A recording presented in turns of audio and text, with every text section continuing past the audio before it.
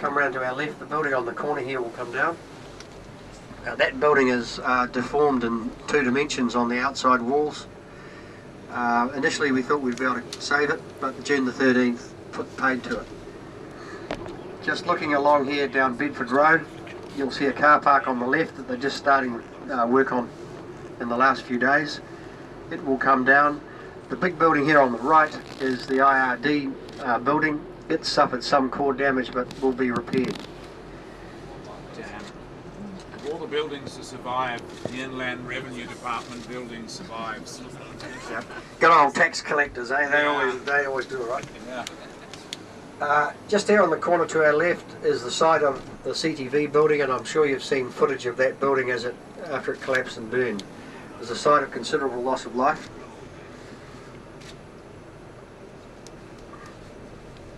Here on the corner you can see what happens if we don't pick the foundations up. We end up with effectively a swimming pool. This is quite dangerous, but the building owner will have to come back and take those foundations out in order to rebuild. The church to the right, there were 5 outbuildings associated with that church. They've all been demolished. And if some of you have been here before and went to Dorothy's restaurant, you'll see that both houses have also been demolished. The building here on our left is the Automobile Association building. It is slated for demolition, as is the... Can we go right? Sorry. Shall we go follow him or go down Madras? No, we'll go this way down to Madras. The wooden hotel here is one of the oldest structures in the city. We've just this week approved its demolition. We're going to try and keep as much of the facade as we can. The Grand Chancellor is passing by on our left. You can see the deformed roof. The work's well underway. It's been going for 2 months, but the first visible evidence of the demolition of that building will be when that roof canopy starts to come off. Just on our left was Christchurch Club.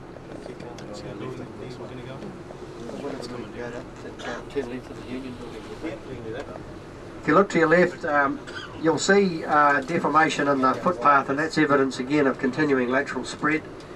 The large buildings on our left, including this one here, AMI House, are all going to come down.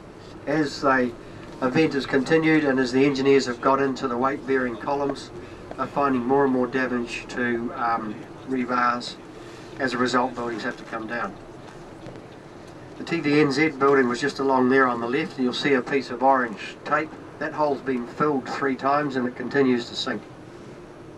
We're just going to go left here onto Madras, and there's a building along here on the left, the Canterbury Trade Union Centre.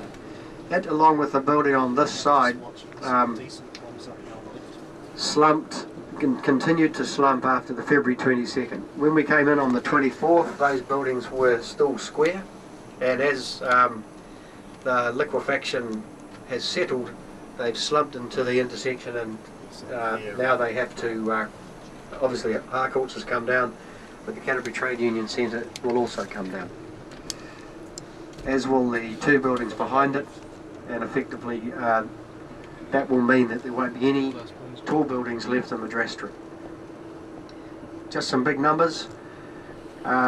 We expect there will be about 1,000 buildings demolished inside the 4 avenues. We're about 580 plus through that at the moment. The problem is we're finding more pretty much every day.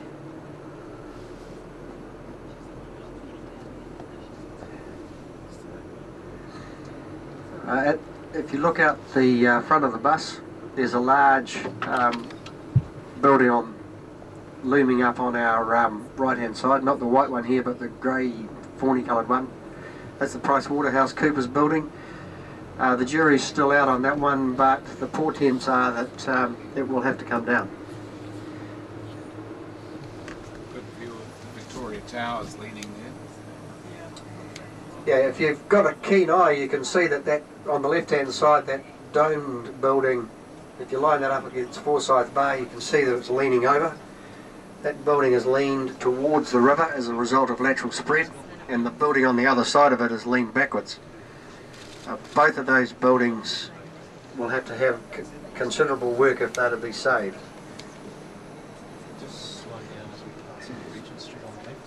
On the left hand side here, we'll just slow down, is known as New Regent Street. Most of the buildings in New Regent Street are fine and will be able to be refurbished. This is a target for a restart program. If you look at the tram track to the left, you'll see some movement which has resulted in the tiles lifting and buckling. That's an indication of lateral spread.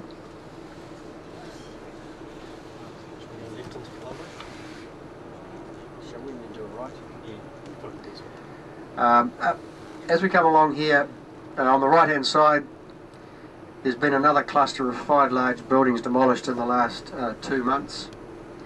The effect of all of this is that we're creating, if you like, a palette on which to rebuild this new city that Bob's council is developing the plan for. On the left hand side here, there's some fencing. That fencing surrounds some holes that were dug to repair power cables to keep power going to other parts of the city.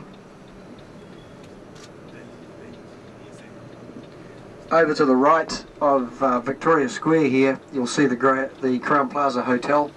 It has just recently been announced as going to be a candidate for complete demolition. The little brick building just on the corner here to the right, the Isaacs building, is okay. It was substantially reinforced and will stay up.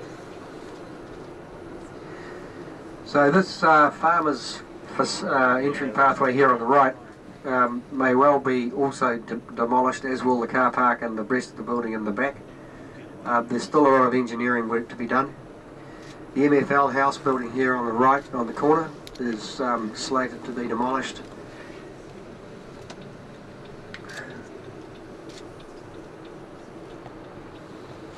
As is the facing building on our left as we come around into Gloucester Street. That too will be demolished. That's pretty much it.